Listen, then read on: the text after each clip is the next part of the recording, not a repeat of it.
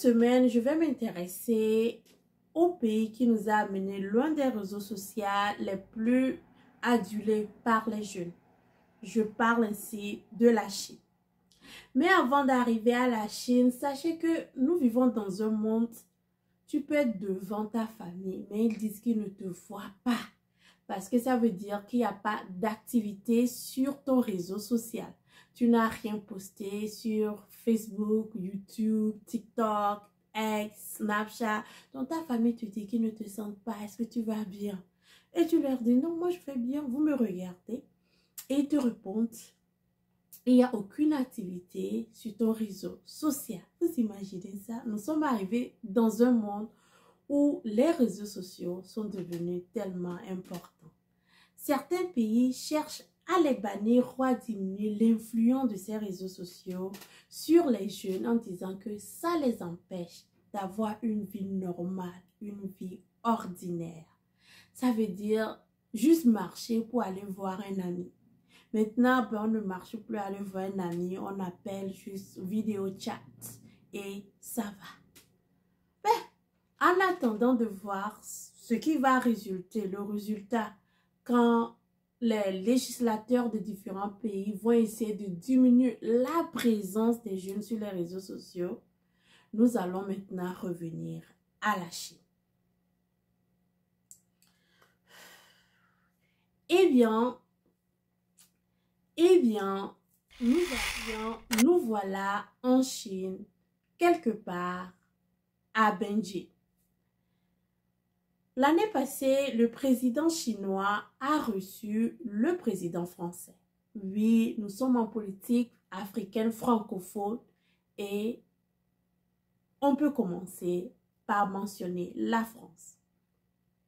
Après avoir reçu le président français, dès son départ, on n'était même pas sûr que le président français a atterri à Paris, a pris son café, son croissant, avant que le président chinois reçoive le président brésilien. Le président du Brésil arrive et il annonce haut et fort que les BRICS sont prêts à la dédollarisation et qu'il souhaite que tous les pays suivent la dédollarisation.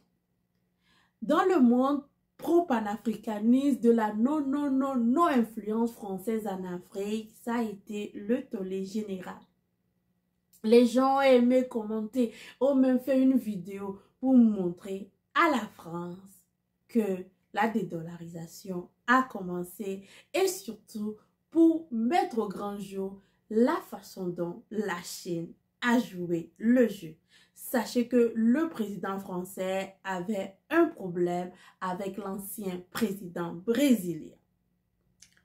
Nous avons pensé que cette page est tournée, que nous sommes arrivés à la nouvelle année 2024. La Chine aura les meilleures relations possibles avec la France. Mais on ne sait pas ce qui s'est encore passé.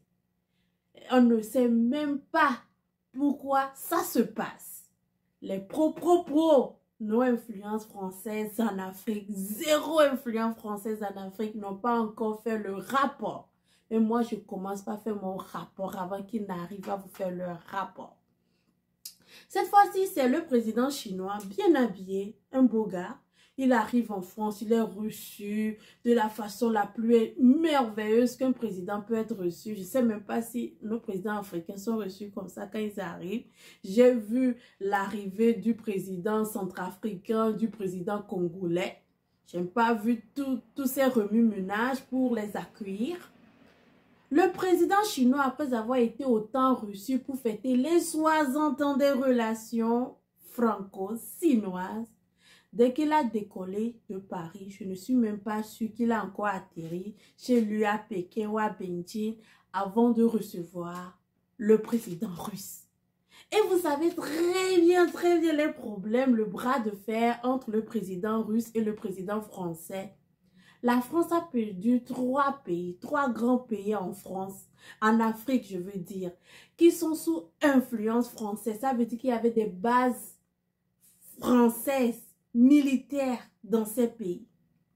Vous connaissez tous ces pays, c'était le Mali, le Burkina Faso et le Niger. Trois grands pays africains plein de matières premières stratégiques qui sont tombées de la main de la France et qui ont été récupérées par la Russie.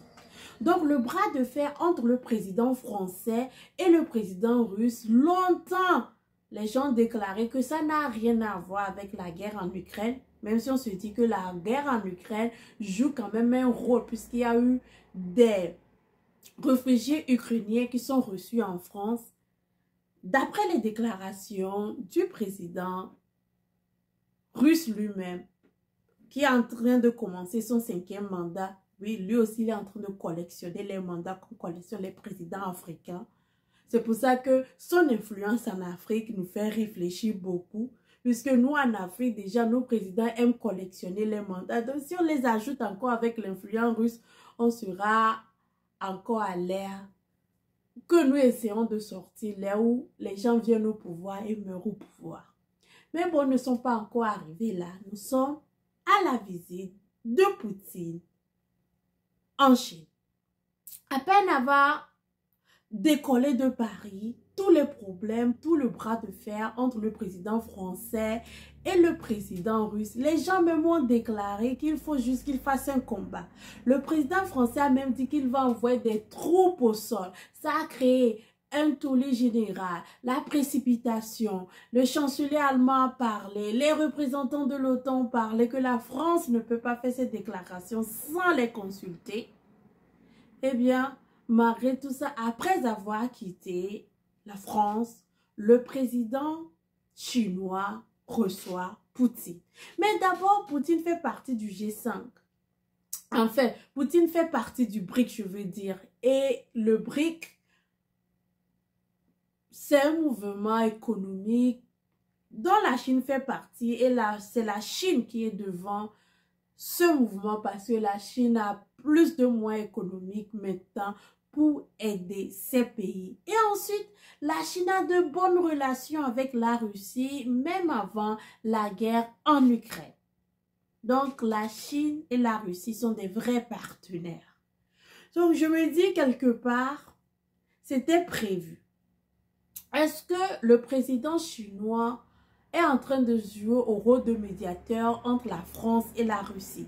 Est-ce qu'il est venu dire, bon, je vais mettre les A et les B ensemble pour permettre à ces deux-là de se comprendre?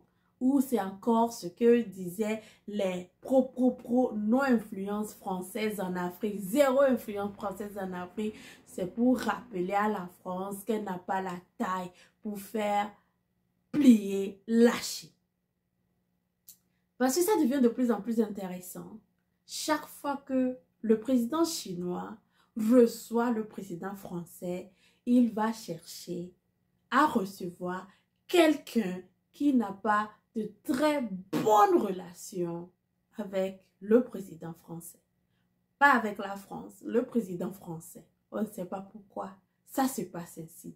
Mais qui sait, avec le temps et de la façon, les choses vont s'éclaircir. La clarification que nous aurons après la visite du président Poutine en Chine, nous saurons mieux de ces relations franco-sino qui ont été célébrées à grand pompe juste la semaine passée en France.